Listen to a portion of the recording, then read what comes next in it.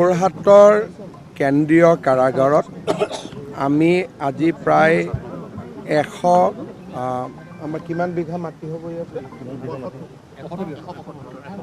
175 বিঘা মাটি সামৰি আমি এখন এনেকুৱা উদ্যান নিৰ্মাণ কৰিলোঁ যাৰ জৰিয়তে আমাৰ ভাৰতৰ স্বাধীনতা সংগ্ৰামী শ্বহীদসকলৰ প্ৰতি আমি শ্ৰদ্ধাঞ্জলি জনাবলৈ সুবিধা পাম।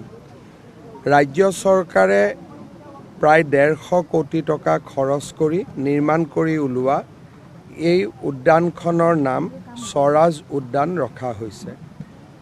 এই উদ্যানত প্ৰৱেশ কৰিলে আমি কুশল কোঁৱৰে যি স্থানত দেশ মাতৃৰ কাৰণে বলিদান দিছিলে, ফাঁচী কাঠ আমি ওচৰৰ পৰা দেখিবলৈ পাম। কুশল কোঁৱৰ যি কাৰাগাৰত দিন কটাইছিলে তাক সেই চেল আমি দেখা পাম। পীতাম্বৰ গোস্বামী প্ৰভু ঈশ্বৰে য'ত কাৰাবাস কৰি খাটিছিলে তাক আমি দেখা পাম।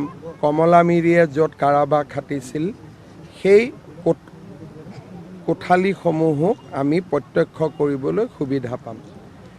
আৰু ইয়াৰ লগতে অসমৰ স্বাধীনতা আন্দোলনত অসমৰ পৰা যিসকলে শ্বহীদ হৈছিল তেখেতসকলৰ নাম সন্নিৱিষ্ট কৰি আমি কিছু কলামো নিৰ্মাণ কৰিছোঁ।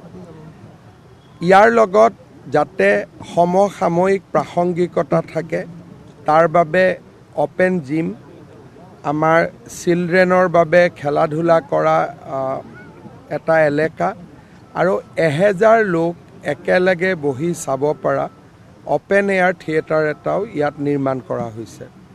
ভৱিষ্যতে ইয়াত আৰু আমি কিছু এলিমেণ্ট সংলগ্ন কৰিম, যেনেকৈ আমি ইয়াত কেইবাটাও পুখুৰী আছে, আমি নাও চলোৱাৰ বাবেও ব্যৱস্থা কৰিম।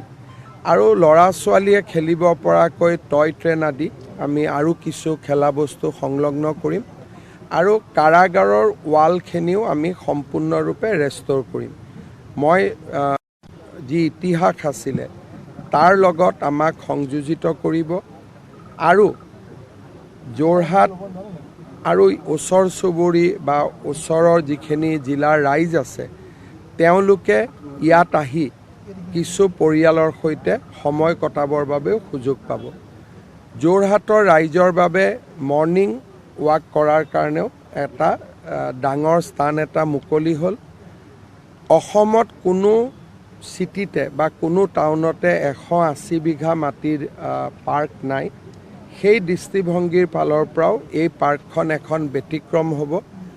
2022 চনত 15 আগষ্টত পতাকা উত্তোলন কৰি এই পাৰ্কখনৰ নিৰ্মাণৰ কথা মই উল্লেখ কৰিছিলোঁ।